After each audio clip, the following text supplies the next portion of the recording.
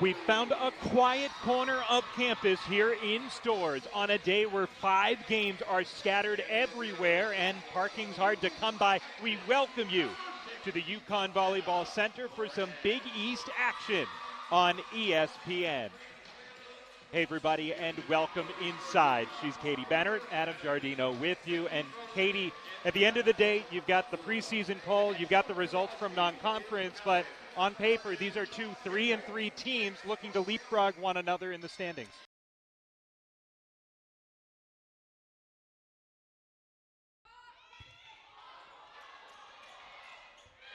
That one won't be saved, and an ace for Maria.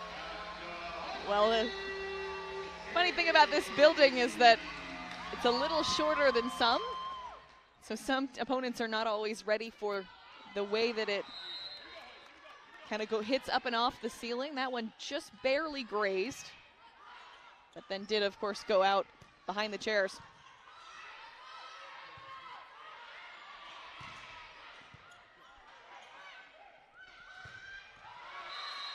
Misses wide.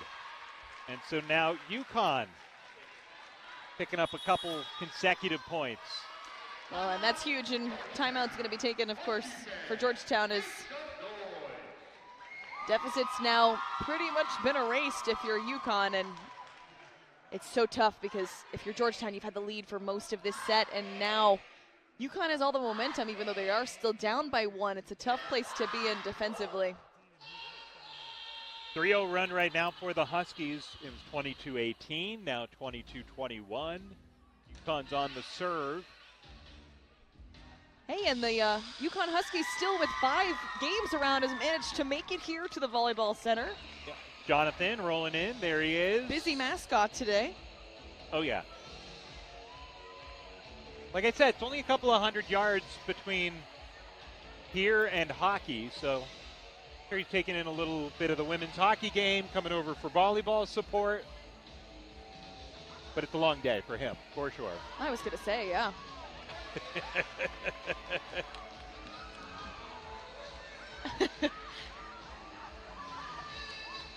She's Katie Bennett, Adam Giardino with you at UConn Volleyball Center. It's been an absolute nightmare for opponents to come and play.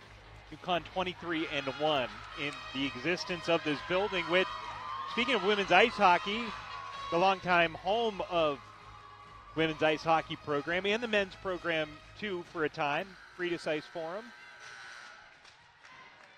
Now the UConn Volleyball Center. Critical point here.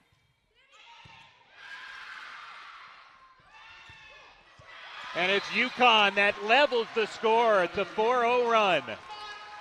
It's another great serve. So that was the type of serve, by the way, that I was talking about in the first set, where it doesn't result in a service ace, but it's really well put on the line, and it makes it hard. Not the greatest of sets there, but nice block, and UConn well set up to get the point. Great touch. Finesse. Georgetown's Grace Albach comes up with a big moment. Doesn't get a ton of kills per set, but that one really important to keep Georgetown up and stop this UConn run.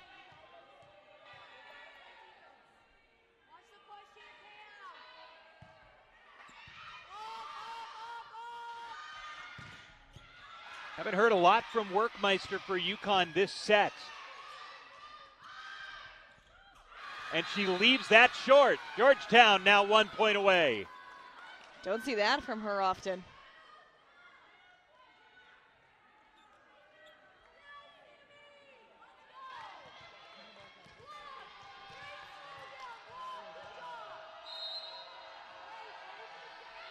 Set point. Urbina on the serve.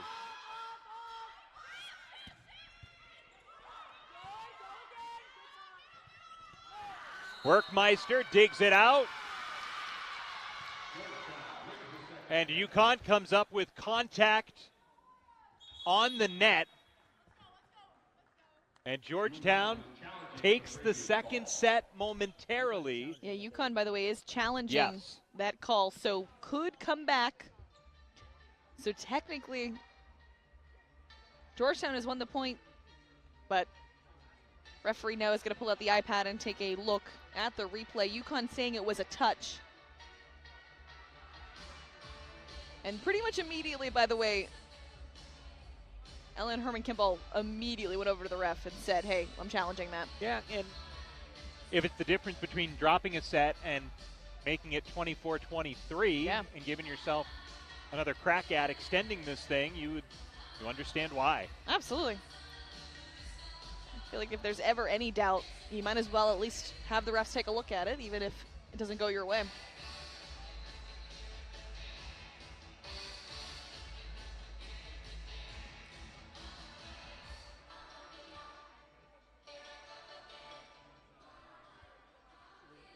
Okay, so the play is going to be reversed. We are going to replay it, which means that We're having an explanation at the table. And the way that the head official is pointing at the scoreboard makes me wonder if this is going to go for the Huskies here. Yeah, pretty quick look at the iPad, and now he's just checking in to make sure everyone knows what's going on. You would think that if it was just going to be Georgetown point, it would not be this much discussion. No. Yep. So, 24.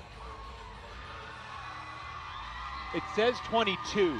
So I don't know if UConn gets. So actually, it doesn't look like UConn gets the point. It looks like they're going to replay the point. Yeah. Interesting choice. There's still some work to do if you're UConn. Great job by Jade Smith. Workmeister. There she is. You said it. We hadn't said her name a ton in this second set, but comes up big when it matters. And Sui is going to be taking the serve, which is important. She had 2 service aces in that first set.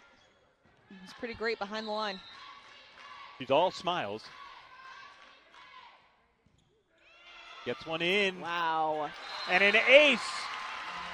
Not quite what you'd expect when you hear service ace, but placed perfectly, and Mercado couldn't handle it. I was going to say, just the way she went up, look at this right here. The ball is so low. She does not throw it up high on those big, huge, powerful serves. You see them really hit it high up in the air. And it's another ace. And just like that, UConn on a run, and it's set point for the Huskies.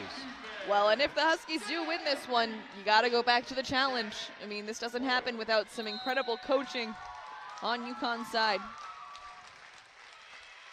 Sui floats one over, and it's a run by the Huskies, 4 straight points to take set number 2.